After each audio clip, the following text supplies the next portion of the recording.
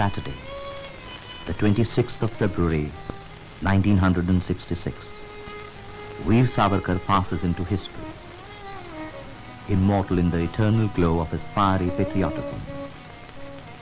In Bombay, the last journey reflects the deep sorrow of a nation in mourning.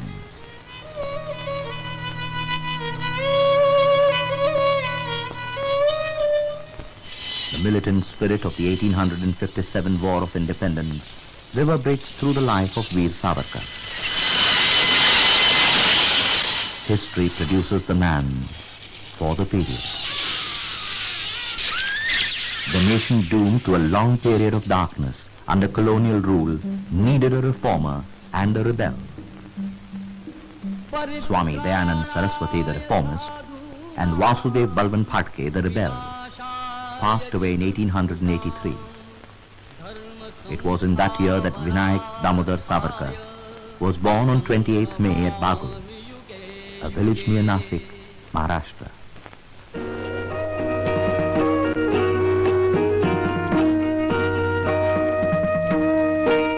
Uttering the name of Lord Ganesh, young Savarkar began his early education. The keenness he showed in his studies then never deserted him all his life.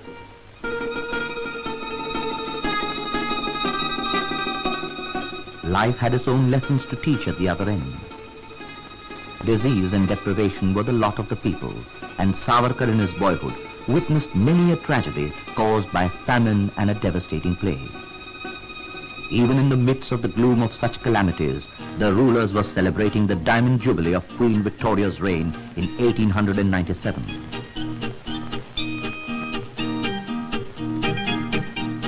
The callousness of the authorities roused the anger of the people to a flaming point.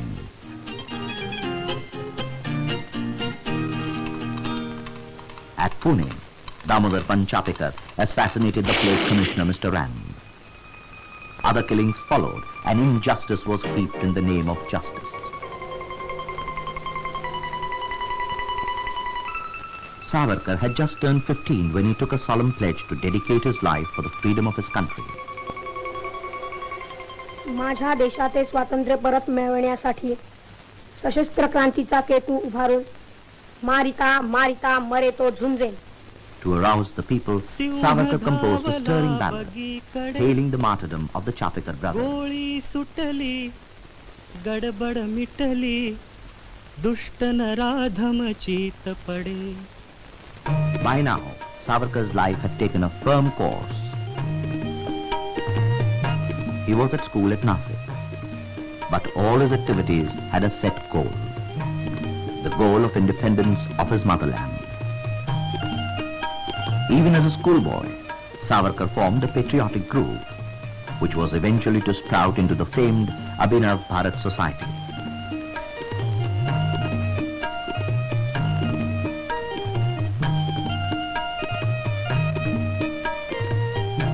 Independence was the watchword that would light the torch of liberty and wrest freedom from the imperialist crown.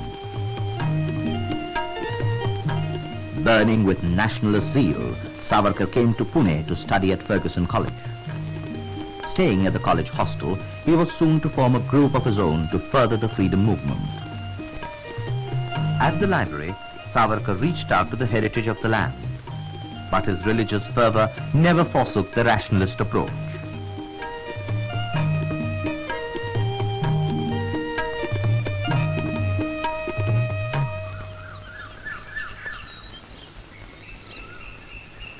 Emerging as a student leader, Savarkar widened his contacts.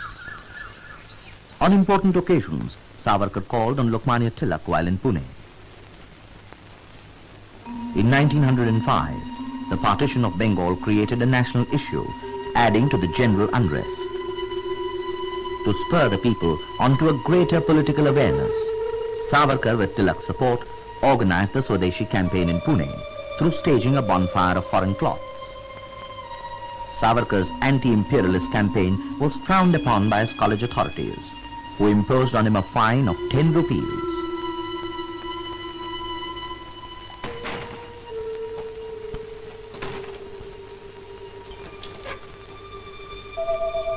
Savarkar was also expelled from the hostel. close association with Tilak brought an important turn to the direction of Savarkar's life. It was Tilak's blessings and recommendation that made Pandit Shyamji Krishna Verma offer the Shivaji Scholarship to Savarkar for studying law in Britain. 9th of June, 1906, Savarkar sailed for London from Bombay. If Savarkar had not gone to London, remains a big if in the story of his life. He had to study law to learn, as he said, the accurate base from which to strike at an advantage. Lodging at India House, founded by the same person who had extended the scholarship, Savarkar studied law at Gray's Inn.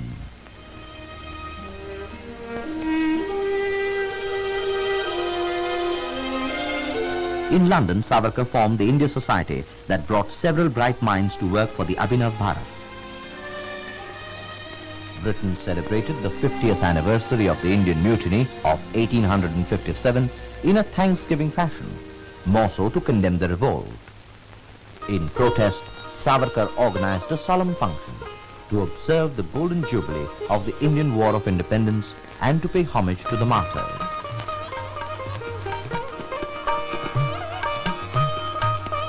Savarkar had designed a flag of independence for India. At Savarkar's behest, the flag was unfurled by Madame Kama at the International Socialist Congress at Stuttgart.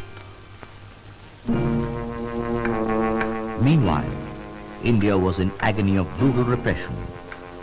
The entire country was in turmoil. The nationalist press was silenced. The news of the atrocities committed by the imperialists stung the hearts of patriotic Indians abroad. Madan Lal Dhingra, a member of the Abhinav Bharat, chose to accept martyrdom by assassinating Sir Curzon Wyllie in London. That was on the 1st of July, 1909. Dhingra's last words were, "My wish is that I should be born again to the same mother, and that I should die the same death for her again."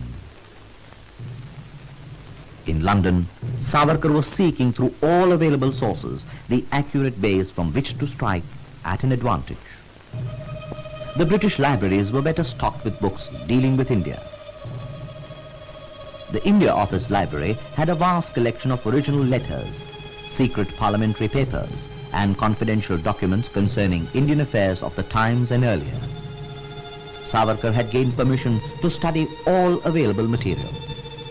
Finally, Savarkar completed his monumental work in Marathi on the First Indian War of Independence, 1857. The book was proscribed even before it was published, a great tribute to its contents. The English translation was circulated under the guise of classic fiction. Dhingra's martyrdom resounded with a mighty echo at a Nasik theatre, where a drama was being staged in honor of the outgoing collector A.M.T. Jackson. A young patriot, Anand Kanhare, shot dead the representative of the British Raj.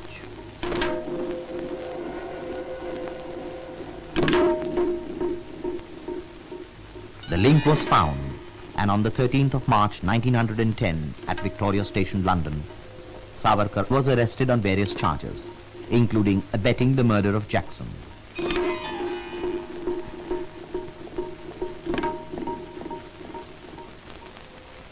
Britain conveniently forgot that it had sheltered great revolutionaries, Mazzini, Karl Marx, Garibaldi, Kossuth and Lenin. Savarkar was sent back to India to stand trial. The 7th of July, 1910, the ship anchors at Marseille's port. Early next morning, Savarkar finds a way of escape.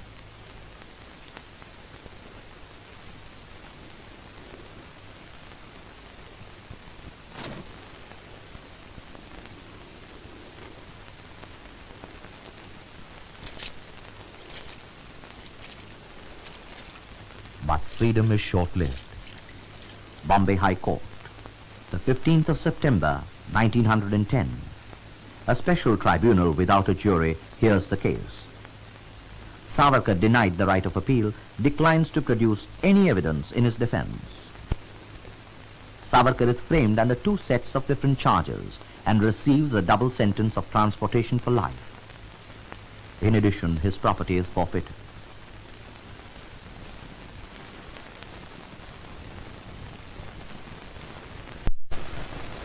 The 4th of July, 1911. Savarkar is brought to Port Blair.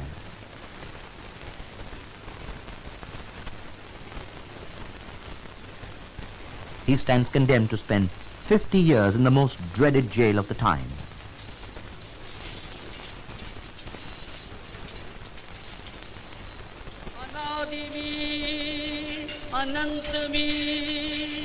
अनादिमी अनंतमी अवध्यमी भला मारिल रिपु जगति असा कवण जन्मला अनादिमी अट्टहास करित. At the cellular jail, the entire yard number 7 is isolated to heighten the agony of Veer Savarkar. अग्निजाळी मजसीना खड्ग छेदितो भिवनी मला भ्याड मृत्यू पळत सुटतो खुळारिपू तया स्वये मृत्यूच्याची भीतीने भिवू मजसिये अनादिमी अनंतमी अवध्यमी. Savarkar is lodged in a detached cell on the 3rd floor, class 3 convict, classified as dangerous. Savarkar receives the first punishment of 6 months solitary confinement until further orders.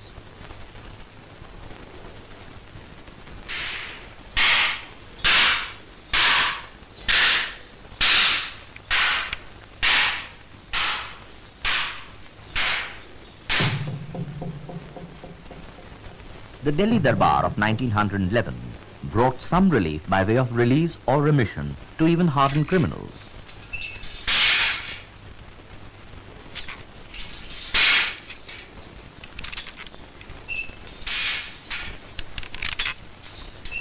But Savarkar was still in solitary confinement.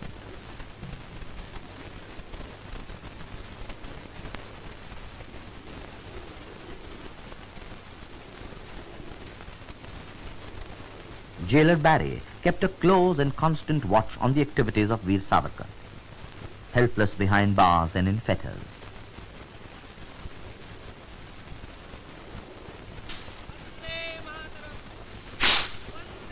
All the inhuman flogging was carried on in direct view of Savarkar's cell. Those sent to the gallows were marched within Savarkar's sight to instill fear in his mind. But Savarkar kept his courage till the end. A 7-day standing handcuffs punishment was imposed on Savarkar for possessing a letter. Such cruelties were to be a common feature while Savarkar suffered imprisonment at the cellular jail. Again, a month's separate confinement. Savarkar now embarked on a glorious adventure of the mind. Poems after poems he wrote on the walls and memorized them as treasures for the future.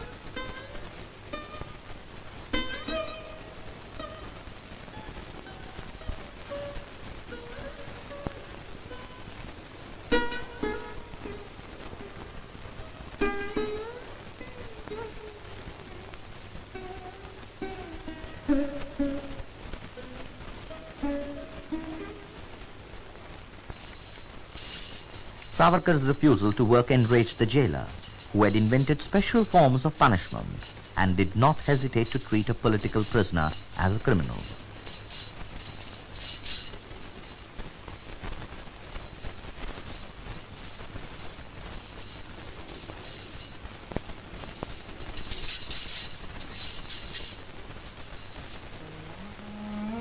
The strain of all these sufferings of body and mind finally told on Savarkar's health.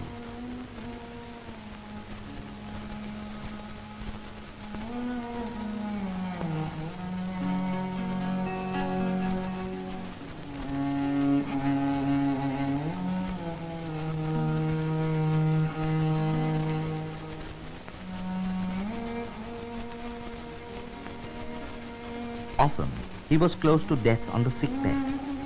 But with indomitable will, he carried on. He had to see India independent. The 1st of August 1920, the death of Lokmanya Tilak plunged the nation in grief. When the news reached Andaman, Savarkar observed a total fast. All other prisoners followed his example to pay homage to a great patriot. The demand for Savarkar's release was voiced by many leaders and gained tremendous public support. At long last, on the 2nd of May, 1921, the imperialists agreed to the transfer of Savarkar from Andamans to Ratnagiri jail.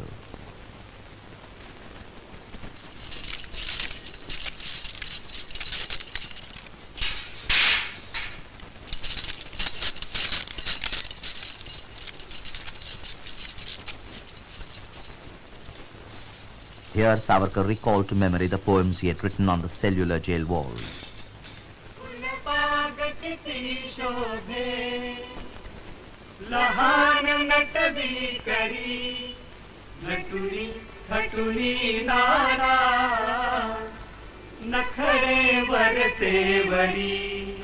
Sindhu Sindhu पर्यंता यस्य भारत भूमिका पितृभू पुण्यभूश्चैव स वै हिंदुरिति स्मृतः तुझा गोड गातची गाना छळी विरह वेदना प्राण ऐका ऐका बिंदू मात्र हो वाचा विजयाच्या आल्या उभ्या 7 शतकांचा उगमे सूर जिंकिले जे जाला अहो जिंकिले जे जाला.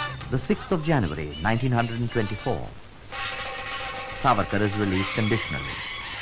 He shall reside in Ratnagiri and not go beyond the district limits. He will not engage himself in any political activity.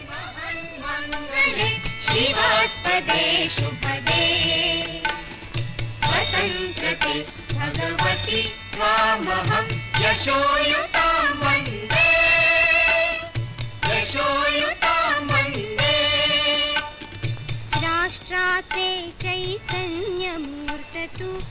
The reformer's zeal in him now came to the forefront. The upliftment of Hindu society, ridden by the caste system, was an unfinished work. At the Paratwane school, Savarkar got the low caste children to sit alongside the upper caste. Savarkar set an example by asking his wife to invite women of the neighborhood and offer the traditional haldi kumkum, irrespective of any caste distinction.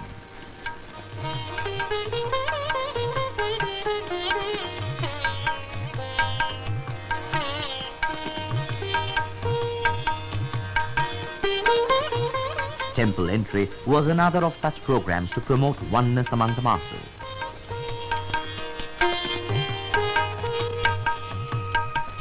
Intercaste dinners.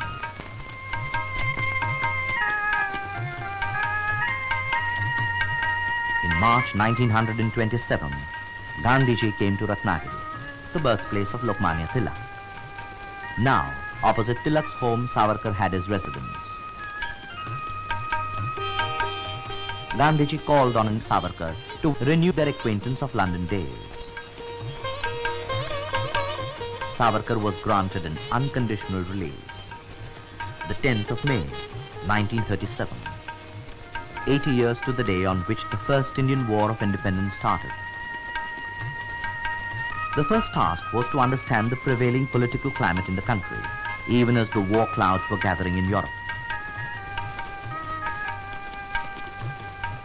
Hitler unleashed the Second World War on the 3rd of September 1939.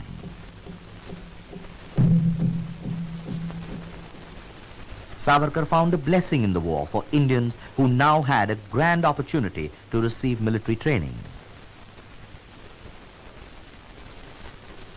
A war of independence was also in the mind of Subhash Chandra Bose, who was in course of time to form the Indian National Army.